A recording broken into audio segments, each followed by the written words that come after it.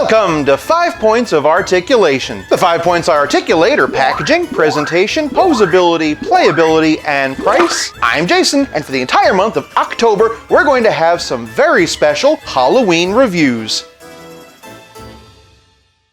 It's not Halloween without a black cat. Nope, not that one. Today we're taking a look at the reissued Hush Catwoman by MAFEX. Starting off with the packaging, and second only to a NECA Ultimate, MAFEX is my favorite action figure box. The main reason is all that action figure photography. Medicom knows what an incredible product that they have, and they like to show it off. Every single side is a different picture of what you're getting, and they do an incredible job of illustrating all the accessories. They're also one of the only toy companies that ever show you the figures from the back. Unless we forget my favorite part of a MAFEX box, the traumatized teddy bear. I won't tell. They're also famous for these hollow foil stickers to let you know it's official. In a world of bootlegs, that's really appreciated. Scoring this box is as easy as 1, 2, 3. For packaging, Catwoman gets 1 whole point. Moving on to presentation, and Selina stands at 6 inches on the dot. I was really bummed to have missed out on the original release, but now that I have this figure in hand, Catwoman far exceeds my expectations. From the top, not only do I love the head sculpt, but I love the effect of the transparent goggles. You can clearly see that her eyes have been very nicely painted underneath. The band for those goggles wraps around the circumference of her head. Flipping around, you can even see some wrinkles in the back. And of course, she's got her little cat ears. One pleasant surprise is that the hoop for her zipper is an actual metal ring. Flipping her this way, you can see how it dangles. That is such a nice touch. This particular Catwoman design is just a simple bodysuit with a zipper running down the center. She also has a buckle, which might seem odd, but you'll understand why during playability. Otherwise, she has some gloves and claws. I really like how they used a different finish for those to stand out from the bodysuit. Same thing with the boots. Not gonna lie, the buckles on these kind of remind me of old pilgrims. I will say if there's one thing I don't love about MAFEX, it's how obvious the wrist and ankle balls are. I also don't really love that they never have peg holes in their feet. Granted, that's to make the figures more realistic looking in action poses. And if there was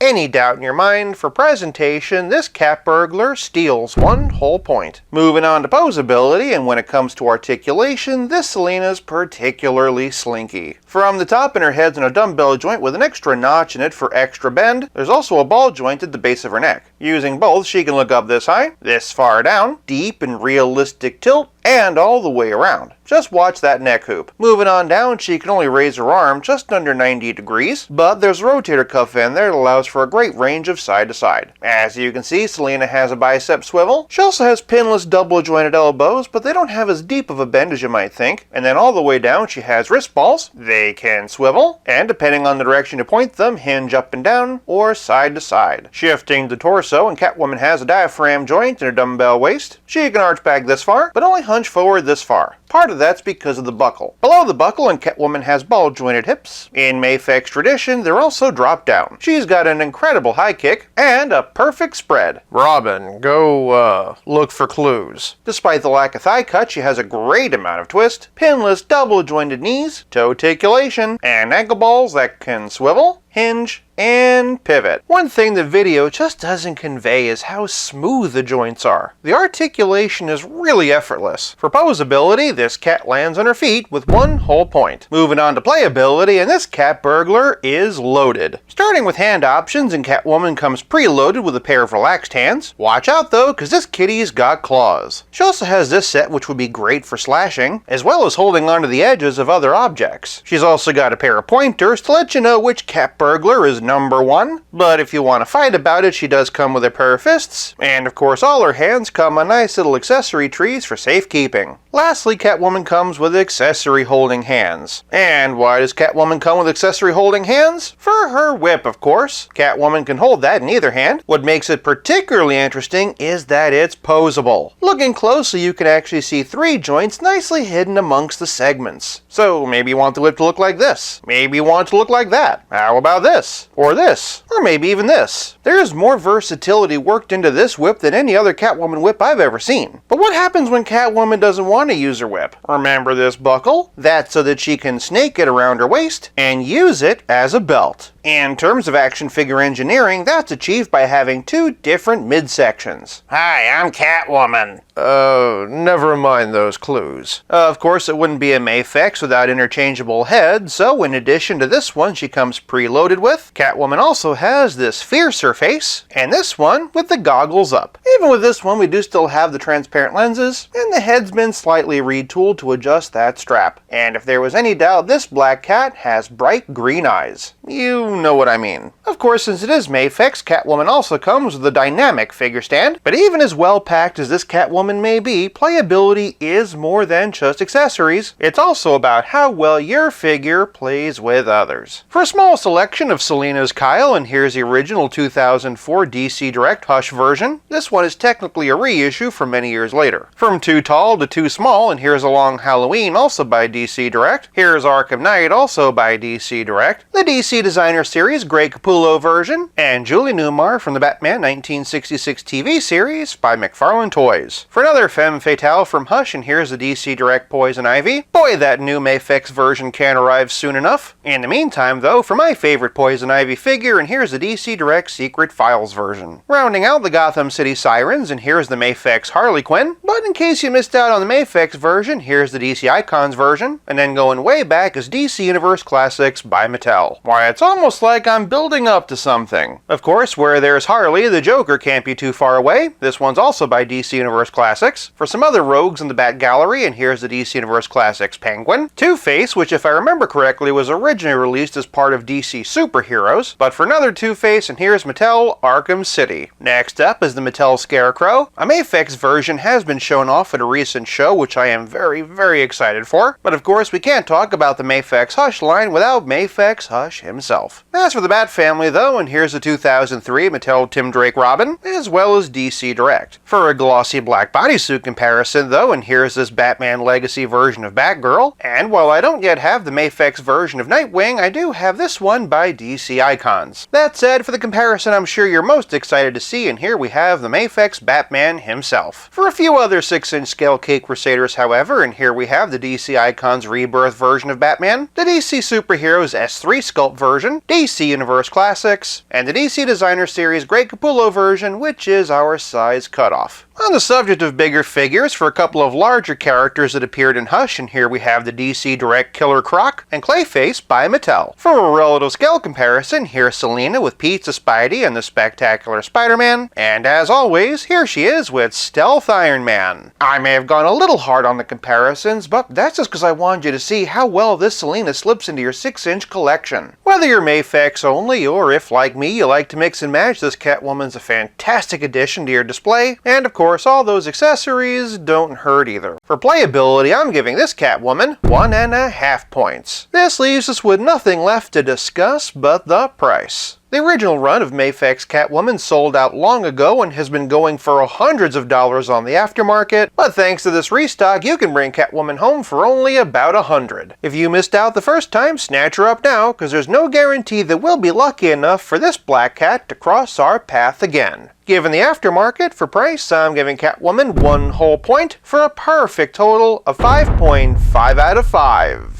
If you could get MAFEX to restock just one figure, which one would it be? Sound off in the comments below. For more 5 POA Ween videos, check out one of these, and come back for more Halloween videos all month long. Thank you so much for watching. I'll be back again real soon, but until then, play nice, have fun, and stay spooky.